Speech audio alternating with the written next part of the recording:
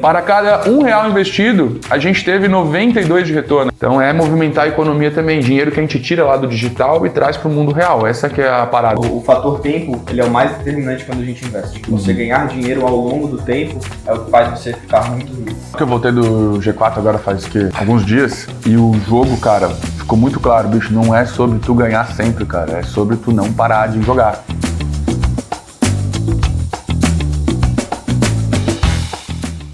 Cara, eu lembro do F5 Educa que tu fez. Uma parada que me pegou bastante pra minha carteira foi essa visão de gerente de conta. Cara, não tem mais mão na massa, não é tu exatamente que vai estar lá investindo dinheiro pro cara, mas tu tem essa delegação para teus principais gestores ali, digamos assim, financeiros, né?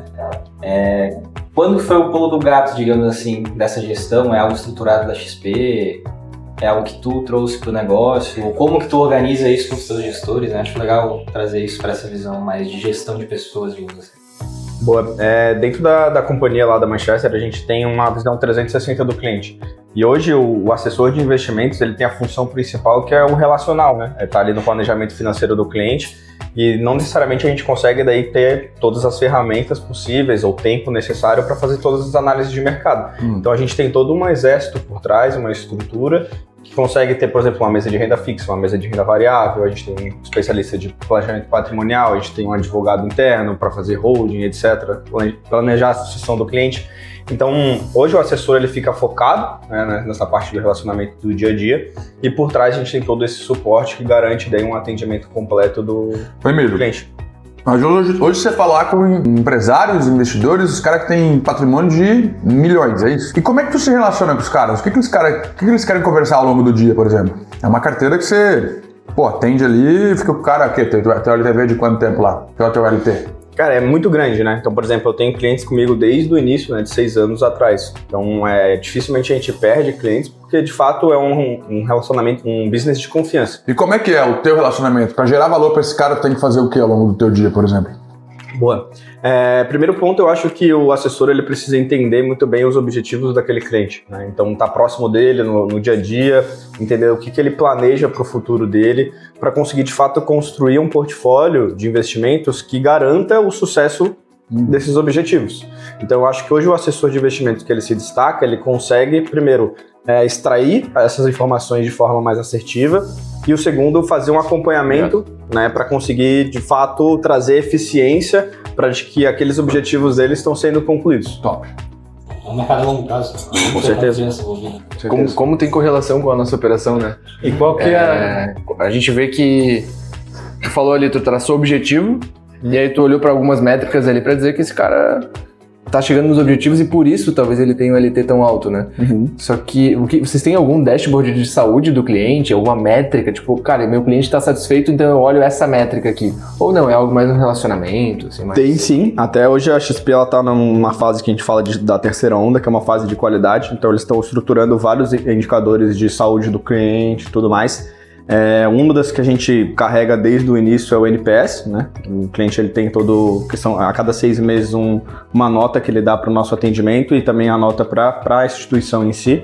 Mas hoje em dia a gente tem vários indicadores, diversificação do portfólio, se a gente fez o planejamento financeiro daquele cliente ou não, e isso vai dando um score até você ter o cliente super promotor, e até hoje em dia também a gente tem os clientes de ruptura, que são os clientes que têm a pontuação negativa, né? Que não aporta a cada 6 meses, que já fez uma portabilidade para fora da instituição, que te deu um NPS negativo, que ele é monoproduto. Então tem vários indicadores que a gente olha tanto para a saúde quanto para a ruptura daquele cliente. O importante é tu ter uma linha de ativação, de ação, um plano de ação mesmo, que seja padronizado para todas essas faixas, né? Então tu subdivide, tu granula o comportamento de cada grupo ali para conseguir ter ações específicas para cada um, né? O cara que não te responde, por exemplo, junta todo mundo lá, na tua carteira tem 10% que o cara não te responde. Granulando, tu consegue ter uma ação específica para essa dor, para esse problema. Às vezes a gente quer resolver o problema da carteira, né? O problema de tu leva para todo mundo, os caras nem estão vivendo aquilo. Exatamente. Isso a gente trata nas nossas rotinas semanais, né? Então, por exemplo, com o time lá na segunda-feira a gente faz uma semanal onde eu trato dos assuntos macros da companhia e aí nas sextas-feiras a gente faz a one-on-one onde a gente entra em cada detalhe de granulação específico daquele assessor, quais são os clientes em ruptura e monta um plano de ação específico para aquele assessor, né, focado naquele objetivo que ele tem, naquela necessidade. Me chamou a atenção que vocês têm os gatilhos de desengajamento já muito mapeado, né? Então, por exemplo, a portabilidade, claro que cada negócio vai ter o seu particular, né? Então, a portabilidade para uma corretora externa como um gatilho de desengajamento. Esse cara criou um relacionamento com outro assessor naturalmente, né? Então, acho que é um reflexo... Falta de aporte na carteira, falta de diversificação, tem várias coisas que a XP olha. E hoje em dia a gente usa o Salesforce como CRM, né? Então a gente tem, a XP ela gastou mais de 2 bilhões de reais para trazer um que a gente chama de Expert Allocation, que é tipo uma inteligência, né? Como se fosse uma inteligência artificial dentro do CRM, que ele traz pra gente questões de enquadramento do cliente, ou se aquele cliente está mais de 6 meses sem aportar, então tu tem que ter uma atenção ali com aquele cliente específico, e ele traduz isso em atividades diárias. Então, por exemplo, a gente tem as atividades críticas que a gente trata todos os dias, e a gente tem esse Expert Allocation que sobe em 30 por semana, são 6 por dia no máximo, que são sugestões que a própria inteligência do CRM traz para você fazer com aquele cliente, garantindo que a gente tem um nível de satisfação cada vez melhor. Né? Tu tem relacionado com investidor também, né? Tua linha mais imobiliária, lá da Ponto. Bastante. Investidor, dono de construtora, incorporadoras. O pessoal tá realmente sentindo aí essa taxação do Trump e o pessoal tá segurando bastante dinheiro, né? Até alguns estão falando aí que o dinheiro tá super caro no Brasil, porque hoje... com os juros que nós temos interno no Brasil, mais essa oscilação aí que vai acontecer, essa onda, né, que vai acontecer pós-taxação, os empresários estão dando uma recuada. O que é o dinheiro tá caro? O que é dinheiro tá caro? O que significa dinheiro tá caro? Dinheiro tá caro quer dizer que hoje, tanto se você for fazer uma alavancagem patrimonial ou financeira, se for no banco, acaba pagando mais caro em razão dos juros, né? E, consequentemente, se você vai colocar dinheiro vivo no negócio, esse dinheiro poderia estar aplicado em um investimento mais isso mesmo, mais seguro. Ele tá te contando um papo aí? Custo de oportunidade. Custo de oportunidade, exatamente. Então a gente poderia estar colocando dinheiro lá, rendendo juro mensal, mas para valer a pena tirar dessa segurança e dessa liquidez, tem que ter um retorno aí, né, bem interessante, de dobro, triplo, enfim. A gente tem várias conversas de negócios aqui com os clientes, enfim, né? A gente entra até numa linha de assessoria, de consultoria, às vezes na visão de business do cara, porque a gente faz é uma das alavancas, né? A gente gera demanda para ele, essa demanda passa pelos 3 pilares. Então nós geramos a demanda, esse cara pode converter a demanda, isso forma uma base de clientes para ele. Então a gente pega os 3 pilares de receita e trabalha em cima deles. Numa das conversas, cara, dessa semana, foi um dos atos mais corajosos que eu vi de empresários aí nos últimos tempos. Ele fez uma oferta pública agora, em 2025, para captar alguns milhões para um fundo próprio para subsidiar a operação dele. Pô, uma oferta pública com dinheiro caro, pô, uma ação extremamente corajosa, assim, né? E nessas conversas a gente surge algumas ações assim que... Mas a oportunidade está em pegar dinheiro público, porque... ano de eleição vai dar uma enxugada. É a última chamada para quem está querendo pegar dinheiro público e depois para com a eleição. Tá vendo o mercado desacelerar lá por causa dessa taxação? Já véspera de eleição ou não? Tá normal? Tem uma desaceleração, né? Acho que isso não só aqui no Brasil, mas no mundo como um todo. Quando a gente tem a taxa Selic aqui no Brasil, que ela é de fato um mecanismo que o governo usa para incentivar ou desincentivar a economia. Quando essa taxa está muito alta, a ideia do governo, a do Banco Central, é de fato desincentivar a economia para controlar a inflação, para os preços do iPhone, da mesa, da Coca-Cola não dispararem e a gente não perder o controle disso. Entendi. E então o custo de capital fica mais caro, você pegar um empréstimo, um custo de oportunidade, então as pessoas primeiro que trazem segurança para o mercado, a pessoa de fato pensa 2 vezes antes de aplicar bilhões e abrir uma outra fábrica. Então, naturalmente, isso desacelera a economia. E a gente já vê sinais disso, né? Tanto que a inflação tem vindo abaixo do esperado nesses últimos meses, mesmo que ainda acima da meta. E aí, o mercado imobiliário, a gente vê questões cíclicas, né? Mas existem oportunidades específicas. Por exemplo, Florianópolis, Santa Catarina, é o estado com menos taxa de desemprego do Brasil. Acho que é 2,4, se eu não me engano. E a gente ainda tem a questão de Florianópolis ser uma ilha, então tem todo um êxodo, né? É limitado, tem todo um êxodo de qualidade de vida, territórios limitados. Então, mesmo num período de juros alto, ainda assim, eventualmente a gente consegue oportunidades no setor imobiliário para ponto pronto. Me tira uma dúvida. Após esse ciclo se fechar dos juros altos, né, o mercado ele vai ter esses altos e baixos. Tu enxerga que os imóveis eles vão valorizar ou vão desvalorizar? Vai permanecer igual? Qual é a tua visão de perspectiva no ramo imobiliário para o futuro, talvez no médio e longo prazo? Eu acho que, como eu te falei, né? Eu acho que imóvel é algo que naturalmente as pessoas conseguem ter alguns mecanismos de, por exemplo, alavancagem, né? A gente tem juros subsidiados aqui no Brasil para essas compras de imóveis, né? Então, se você vai num banco, você consegue pegar um juros, mesmo que alto, ainda assim abaixo do que a média de mercado de que uma empresa consegue pegar, por exemplo, para investir no próprio capital, né? Então, primeiro você tem alguns incentivos, que eu acho que naturalmente isso faz o mercado imobiliário continuar crescendo, independente do cenário. E a gente tem regiões específicas onde a gente tem uma certa demanda maior também, que isso tem uma oportunidade de valorização. Então, por exemplo, Florianópolis, por ser uma ilha, por ser um estado, né, tá dentro de um estado onde tem um menor nível de emprego, onde tem um nível de IDH maior do que o restante dos outros estados brasileiros, por ser um êxodo, né, as pessoas querem vir para cá, né, existe uma migração de outras pessoas vindo para cá, você tem o imóvel está muito correlacionado também com o crescimento demográfico. Então, você pega no Brasil nos últimos 100 anos, a gente saiu de uma população de 30 milhões para 220 milhões, ou seja, precisa ter mais lugares para as pessoas morarem. Além disso, você tem os lugares onde as pessoas querem morar mais ainda. Então, sei lá, às vezes a pessoa sai lá de um estado onde não tem tanta oportunidade para vir para cá. Então, além de ter um crescimento demográfico aqui, você tem as pessoas migrando de regiões para regiões. Mesmo. Estamos na mesa aqui, 34, quantos você tem? 30. 30 também? O Maicon, 21 já, né, Maicon? 21. Qual que é o investimento, por exemplo, indicado para uma faixa de idade do Maicon e uma faixa de idade do Fernando, assim? É por perfil de idade ou é mais por característica do investidor? Quando a gente monta um planejamento financeiro, em tese as pessoas com menos idade, elas têm um tempo maior para tomar um pouco mais de risco. Então existem fases de fato do investidor, né?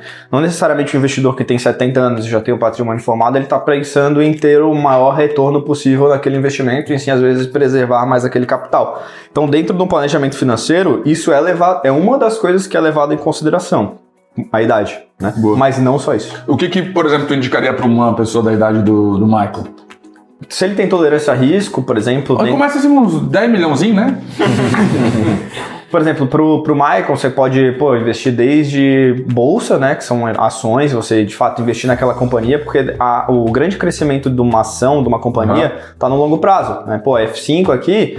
Você está tendo um crescimento. Então, quando você compra uma ação, por exemplo, da F5, você vai crescer junto com aquela companhia. Entendi. Isso às vezes demora tempo, às vezes você passa por um ciclo não tão bom de crescimento. Então, como ele tem tempo, ele pode ser beneficiado por conta disso. Compra uma mais em estruturação.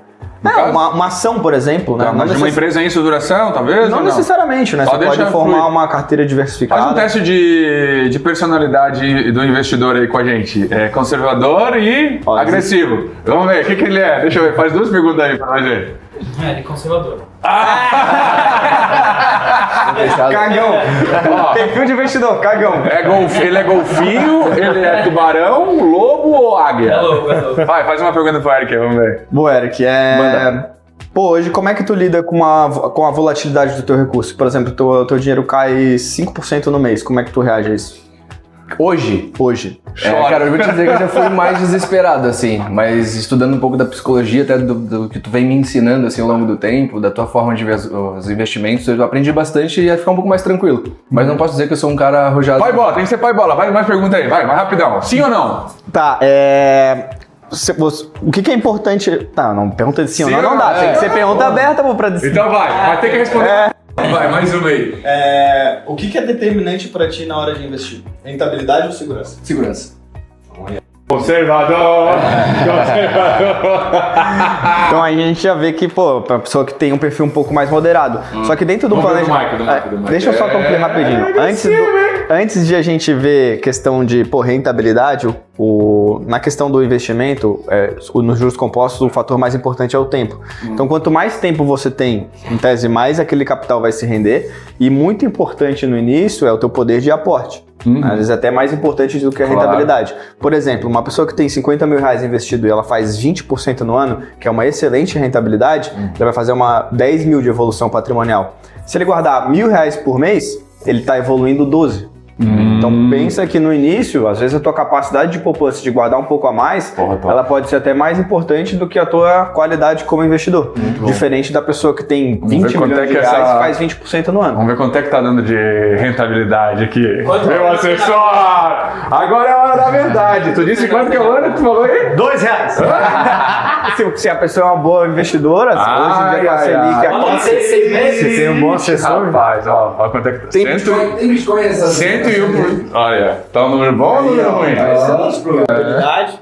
Então é um investimento que a gente aqui não busca somente rentabilidade, mas a gente busca liquidez e segurança para você abraçar projetos aqui dentro da F5, abraçar outros projetos onde você tenha um capital de retorno até mais interessante do que esse. Mas para isso você precisa ter o dinheiro disponível para o momento que você precisar. Boa. E aí, Mike, quer investir? Onde que tu investiria? Bolsa? Tesouro? O que tu investe hoje? fundo de investimento. Onde o meu assessor. Os caras estão me chamando de cagão aqui, mas não respostas. Eles não têm Bitcoin na carteira. Tem Bitcoin na carteira? Tem Bitcoin na carteira, pô. Quantos Bitcoin? Nada como 0,5 do patrimônio. Eles são tudo conservadores. Esse aqui compra apartamento, tá? De leilão.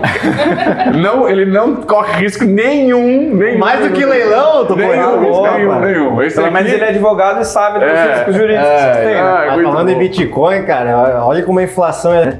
A gente foi pra Argentina aí naquela época que tava tudo em alta lá, inflação comendo a perna do argentino. Chegamos para pagar o Airbnb e o pessoal lá, na hora, a gente acabou gastando na gasolina, na comida, na viagem. Tá, mas como é que a gente vai acertar com vocês agora? Aí ele, cara, tienes Bitcoin? A sorte que a gente tinha Binance. Abrimos ali, transferindo na hora Bitcoin para eles. A inflação, para eles fugir da inflação, estava aceitando em criptomoeda. Quanto que isso impacta na economia e nas nossas reservas? Tu acha que isso é uma boa forma de sair dessa cilada da inflação aí? Cara, eu acho que sim. A gente vê que, por exemplo, a criptomoeda ela tem sido bem mais adotada até por, de fato, investidores institucionais, né? Então, desde a entrada da vinda agora da eleição do Trump, ele tem incentivado mais essas questões das criptos. Sim. Então, você vê grandes investidores, grandes fundos de investimento aderindo a esse novo modelo. Qual que é melhor aí? NFT? Né? Cara, das criptomoedas a mais consolidada é o Bitcoin, né? Então... É o que? Minha milha? Um Bitcoin hoje, nem 117. Tá oscilando bastante, mas 115 mil Por que dólares. o Bitcoin deu uma caída agora? Então, na verdade, o Bitcoin tem muita oscilação, né, de acordo com o mercado. Então, depende muito de questões macroeconômicas, né? Daquele momento ali de questões de emissão de novas moedas, tensões de taxação, de guerra. Boa. Uma ação foda hoje, pra não botar dinheiro hoje? Hoje? Eu, particularmente, né, dentro dos ativos de ações, eu gosto de empresas consolidadas. Então, eu gosto, por exemplo, um setor que eu gosto bastante é o setor de energia elétrica, que eu acho que é um setor perene aqui no Brasil, e eu gosto de Engie. Agora, a pergunta que não quer calar. Como está formada a sua carteira? Então, a sua própria! Muita gente pergunta assim, pô, Emílio, deixa eu investir no que tu investe. Eu acho que o investimento ele acaba sendo muito personalíssimo, né? Então, não necessariamente o que faz sentido para mim faz sentido para o Mike, faz sentido para o Fernando. Então, a tua carteira ela tá desenhada para você abraçar oportunidades que você sabe fazer recurso, às vezes, na vida real, né? Na economia real. Tem gente que não. Então... A minha carteira hoje é uma carteira que eu também estou abraçando, né, questões da minha vida pessoal, onde, por exemplo, eu estou comprando mais sociedade lá na minha empresa, então eu preciso ter um pouco mais de liquidez diária, não posso travar tanto. Já tá sócio lá dos caras, né? Sou sócio. Na Manchester? E eu aumento minha posição desde 2023. Porra. Então, todo ano eu tenho oportunidade de comprar mais.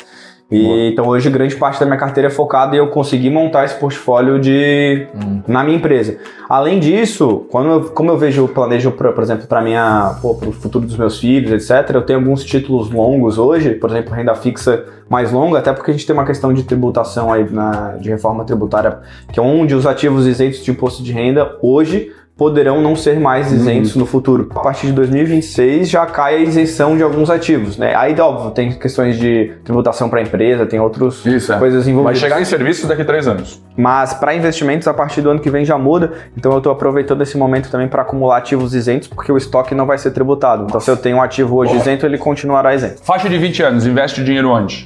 Eu, com o momento de juros alto hoje, gosto bastante de ações, tá? Mas também gosto desses títulos longos de renda fixa isentos de imposto de renda, Boa. né, que eles chamam de... A molecada aqui que tá chegando nos 30 agora. O que você diz? A molecadinha aqui. O que faz? A molecada dos 30. Já deu aquela coisa de jogar fora e tal, e Amsterdã, já foi. Mas ó, pra 20, pra 30 não é muito longe também não. Não, mas então, é que eu tô já numa fase já... 30 anos, em média hoje, pô, você vai fazer um planejamento financeiro para 30 anos, ainda assim minha recomendação continua nos títulos longos de renda fixa, porque hoje a gente vive um momento de juros bastante elevado e eu acho que tem bastante oportunidade. E agora para uma faixa mais sênior, assim, de 34 anos. O que você faz? Continua com os títulos longos. Eu acho que só vai mudar essa característica quando a pessoa de fato já está num patamar de idade bem mais avançado, né? Por exemplo, acima dos 70 anos, onde a gente começa a tomar um pouco mais de cuidado com o que a gente investe. O que você considera investimento? O que significa a palavra investimento para você? É você colocar o dinheiro, por exemplo, existem pessoas superavitárias e pessoas deficitárias. Quando você faz um investimento, em tese você é uma pessoa superavitária que está colocando seu dinheiro em algum projeto ou está emprestando para alguém. Impulsionando. Então, investir é você comprar um pedaço de uma empresa ou de algum imóvel ou, de fato, emprestar para algum projeto. Boa. Então quer dizer que quando a gente empresta dinheiro, aplica o dinheiro em alguma empresa ou até mesmo investimento, a gente está fazendo uma boa ação. Em tese, sim, você está investindo num projeto que você acredita daquela determinada pessoa, que provavelmente, se ela for boa como você acredita, ela vai te gerar frutos. Então vai ter um crescimento Royce. tanto para ela quanto para você. Que Aí tu investiu calcula nesse o projeto. ROIC, né? Então a gente tá buscando o ROIC da F5 agora. O investimento que eu faço na companhia volta a quanto, entendeu? O dinheiro que eu faço no investimento... Hoje a gente está num fluxo de reinvestir 95% de tudo que a gente lucra, né? A gente está num fluxo de reinvestimento. Então, a gente precisa entender esse investimento que nós estamos fazendo agora, ele vai trazer de retorno para a gente em quanto tempo e quanto que vai majorar isso quando a gente falar de capital intelectual, de crescimento, de percepção de marca. Não é só business, né? É percepção de marca que acaba atraindo outros negócios para o ecossistema. Então, é muito, muito foda. E a gente tem uma honra, né, de falar que, cara, nós defendemos a economia digital aqui no projeto da F5, né? Você falou investimento, é emprestar dinheiro para alguém, acreditar num projeto. E acredito que é muito do que a gente faz, né? Quando a gente vai lá e investe 10, 15, 20, 100 mil de mídia numa campanha produzida por nós, a gente acredita que aquilo ali vai entregar um retorno, né? Um dos casos mais agressivos aqui de retorno de investimento, você falou, né? Ao ano, o investimento na bolsa em média dá quanto? Ao ano? Vamos botar que hoje a Selic está em 15, então vamos botar aqui. 15, show. Olha só que legal o resultado que a gente tem aqui. O Mike é um dos nossos estrategistas, desenhou uma estratégia de investimento digital para uma empresa, uma companhia. Nos primeiros dias de campanha, enfim, já deu resultado legal e tem um recorte muito interessante para a gente fazer. Um valor investido em mídia de R$750, investido em mídia. Claro que esse não é o valor total, é um recorte. R$750. Esses R$750 reverteram em 13 clientes para o nosso parceiro. 13 clientes. Desses, 10 compraram. E o retorno é absurdo. Para cada R$1 investido, a gente teve 92 de retorno. A gente vendeu com R$750 investidos na mídia, 82.350. 82.350. Quer dizer, e orçou 140. Significa que, cara, com 750 a gente ainda tem a possibilidade de chegar em 140 ou até mais no futuro. Então é muito relevante a gente olhar para o nosso trabalho aqui e entender que nós também movimentamos a economia e de forma muito agressiva, né? A gente gera milhões de faturamento para os nossos... Hoje tem 330, 340 projetos rodando aqui. A gente faz em média 80, 100, 200 mil de venda para os nossos parceiros mensal. Então é movimentar a economia também. Dinheiro que a gente tira lá do digital e traz para o mundo real. Essa que é a parada. Porque a gente pega o seguidor, o cara é um seguidor, tá lá no digital, bicho. Sabe? E nós transformamos esse cara num cliente físico, onde o dinheiro é real. É um dos casos, né, Mike? Como é que você chegou nesse trabalho aí, desse resultado? É o que eu aplico muito na minha carteira, acho que vem muito de acordo com o que o amigo pensa, acredito eu, nessa linha de qualificação, realmente. Qualificar o cliente para ele chegar não só um volume absurdo, acredito que é na mesma linha de investimento, para se aplicar em todos os fundos possíveis. Você tem que ter uma estratégia por trás, né? Então, essa estratégia é realmente de qualificação. Eu não preciso de 100 leads chegando no meu WhatsApp. Eu preciso de 10 vendas por mês. Te gerar as mesmas 10 vendas com menos valor investido, com mais retorno, um cliente mais qualificado, que ele te gerou um LTV, que ele te gerou uma indicação, que ele teve um ticket mais alto, forma de pagamento melhor. entrada melhor, parcelamento em menos vezes, né? Então tudo uma condição melhor para a saudabilidade do financeiro da clínica, do fluxo de caixa, de receita. Então o ponto é a gente falar sobre venda, não falar sobre custo cliente. Boa. Eu até trouxe um ponto aqui agora que era relacionado à capacidade de fazer dinheiro na economia real, né? Que aí o Fernando falou, economia digital. Ter um parceiro como a F5, né? Potencializa justamente isso, investir 750 e transformar isso em mais dinheiro que vai para o caixa, vai para a estratégia, né? E aí tem a questão da eficiência também, pô, de 750, tu extrair 82 e ainda orçar mais 140, mais possibilidade de chamar. Querendo ou não, uma habilidade de transformar capital, de crescer capital, né, cara? Já teve alguma estratégia assim que tu, tipo, acertou a mão e pá, comprei uma ação baixinha, estourou? Teve alguma coisa assim que tu falou, caralho! Banco do Brasil agora, é momento de compra. A gente conta as cachaças que tomam, mas não conta os tomos que levam. Então, já teve vários casos, né? Principalmente com cripto, que é bastante volátil, né? De, tanto clientes quanto na carteira pessoal dos assessores tendo retorno bem atrativos. Algumas ações também, né? Só que a gente também tem casos onde as pessoas passam a mão no risco, com ganância e tudo mais. Então tem os dois lados dentro do mercado financeiro. Tanto pessoas que, infelizmente, não sabem diversificar o capital e caem do cavalo, tomam um tombo. Quanto pessoas que, de fato, têm um planejamento de longo prazo e essas que são as vencedoras. Boa, pra fechar, dá um recado aí pra quem tá no mundo, acha que é agressivo, que o mundo vai acabar amanhã, porra, qual é o teu recado aí como um dos mais altos profissionais aí da XP em Floripa? Boa. Hoje o Warren Buffett é um dos maiores investidores do mundo, né? Um dos top 10 aí de mais ricos. E ele começou a formar o primeiro milhão dele com 35 anos, né? E aí ele chegou no primeiro bilhão com 60 anos. E agora ele é um dos, né, mais de 100 bilhões de dólares de patrimônio. Então, de novo, o fator tempo, ele é o mais determinante quando a gente investe.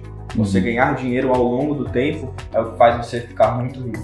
Então, resistência, né? Resiliência, planejamento de longo prazo e assiduidade no teu nos teus aportes. No teu planejamento. Sabe que eu voltei do G4 agora faz o quê? Alguns dias, e o jogo, cara, ficou muito claro, bicho, não é sobre tu ganhar sempre, cara, é sobre tu não parar de jogar. Então essa é a receita, bicho, é continuar e corrige o que tu não conseguiu aprender ainda e vai de novo. Porra, muito foda, muito foda. Emílio me ensinou algumas técnicas bem importantes que me ajudaram a construir a consciência do empresário que eu sou hoje, né? O atendimento ao cliente, a gente fala sobre isso, né? O padrão XP, então... um movimento que me fez me inspirar no Emílio e buscar pessoas com cabeças bem semelhantes, né? Desde muito jovem, o cara tava lá estudando, fez faculdade. Eu lembro quando tu passou no teu primeiro teste para XP, alguém te ligou e fez uma anamnese contigo. Você lembra disso, não? Um dia de tarde você me ligou, os caras me ligaram aqui, acho que passei no primeiro teste. Tinha o quê? Quantos anos você tinha? 20? Tinha 22. 22. E vai buscando curso pra caralho. Já encontrei esse maluco em várias regiões do Brasil fazendo curso de chinelo e havaianas. Mas fazendo curso, hoje você tem as certificações mais altas, né, do investidor, né? Chama CFP, que é o planejador financeiro. Porra, e tu tá com quantos anos hoje? Tô com 28. Porra, 28 anos, sócio de uma das maiores empresas de investimentos do país. Cara, é muito foda, parabéns. Você me ensinou muito, cara. Eu lembro de uma conversa, meu primeiro time comercial, eu construí ele do Bar do Boni até o 101 da Lagoa, quando você me trouxe algumas técnicas de SDR, spin selling, qual era o fluxo. Tu usava o Papify, aí tu ligava e qualificava se o cara tinha dinheiro. Cara, eu aprendi Inside Sales na Avenida das Rendeiras, numa conversa do Bar do Boni, que acho que nós estávamos em casal lá, né?